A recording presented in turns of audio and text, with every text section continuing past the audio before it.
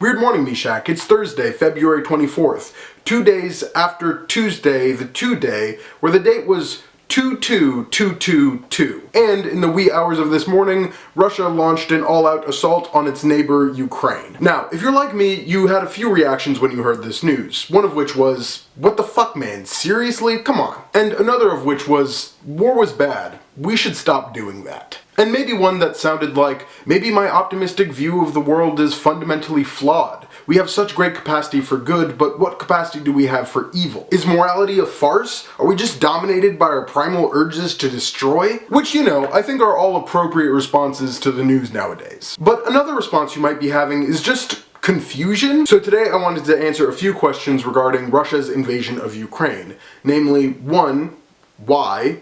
2, what's happening in Ukraine right now? And 3, what's gonna happen next? So let's dive in with question number 1. Why? Why did Russia invade Ukraine? Now, to answer this question, we have to go back pretty far. We could go back as far as the 1853 Crimean War, but for our purposes, I think it's better to start with Stalin. At the time of Stalin's rule, Ukraine was actually a part of the USSR, which was unfortunate for Ukraine because Stalin was notably kind of a dick. Not only did Ukraine suffer severe poverty and starvation during the rule of Stalin, but the identity of its people was also attacked and distorted.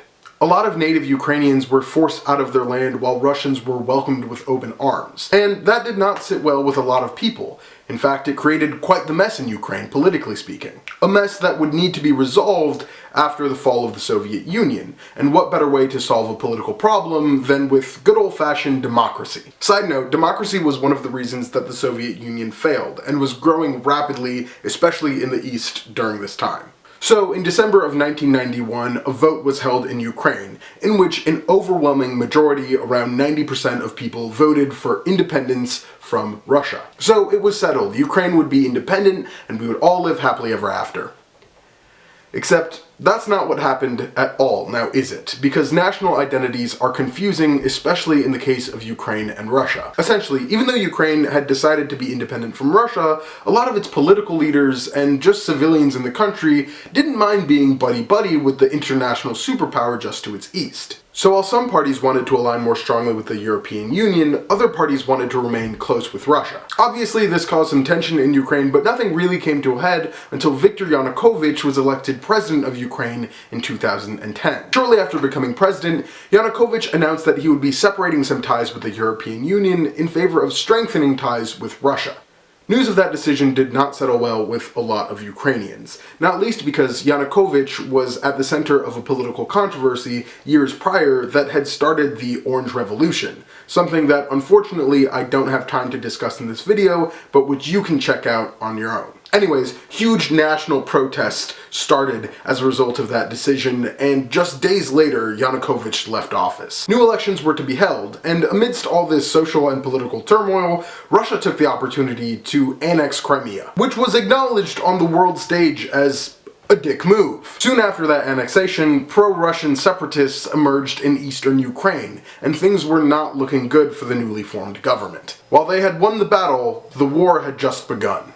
Although Russia has frequently denied it, it is common belief that Russia has been supporting Eastern pro-Russia separatists in Ukraine. All of this has resulted in a proxy war between Russia and Ukraine, which has been ongoing since April of 2014. And although the Minsk agreements brokered by France and Germany have been set in place, they were repeatedly ignored by both Russia and Ukraine. So after all that, the question still remains, why did Russia invade Ukraine? Well, it depends on who you ask. Putin and other pro-Russian invasion people will say that Russia invaded for the protection of Ukrainian people, and that the instability Ukraine has experienced for 8 years now is causing nothing but chaos and distraught. Putin has also made claims that Russia is invading to denazify Ukraine, which is like not a problem in Ukraine and really shows how flimsy the justification is for this invasion. Other people say that Russia is invading essentially because they want to and are now capitalizing on nearly a decade of meddling and abuse.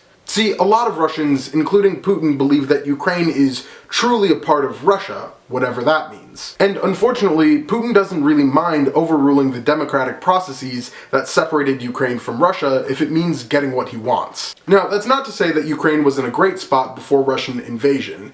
There are pro-EU and pro-Russian sides to the argument within Ukraine that are both credible and reasonable. What's not reasonable is invading a country that's not your own and that you've sowed instability in for a decade. And a decade is really being as generous as I can be. Really, Russia has been sowing instability in Ukraine for like ever. Okay, so question number 2. Russia did invade Ukraine, but what does that mean? What is happening in Ukraine right now? Well, it's a little hard to say, and I'm not going to pretend like I have all the answers. Breaking news is hard, and it's especially hard when the people that you're trying to hear from are being bombed. What we do know is that Russia has started its invasion of Ukraine and that it has come out swinging. This invasion is taking place on a scale that pretty much no one predicted, and planes, troops, and tanks are rolling over the Russian-Ukrainian border. Unfortunately, this conflict has already resulted in loss of life on both sides. From what I read, it sounds like Ukraine is trying its best to put up a fight, but is getting hit pretty hard. Again, all of this is brand new, and more reliable news is just around the corner, so we're just going to have to wait and see what's going to happen in the near future. Speaking of which, it's time to answer our last question for this video.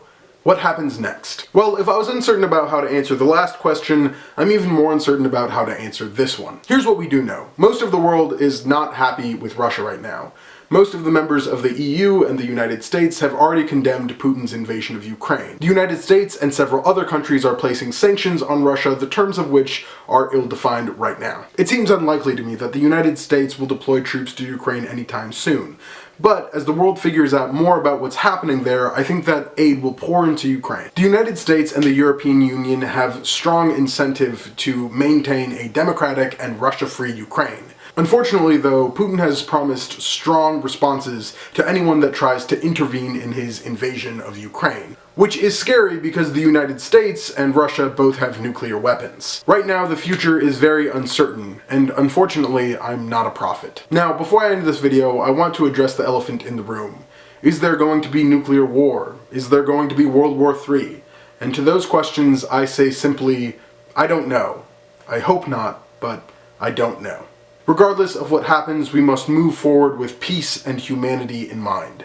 Those are the important things. My heart goes out to all those people who are victims of this invasion, especially those who have already suffered loss. Schmackers, it's a scary world out there, but you are not powerless to affect change. If you're interested in seeing how you can decrease world suck, I recommend you check out the Project for Awesome, which will be linked in the description down below. Meshach, Schmackers, I love you guys, and I will see you on Monday.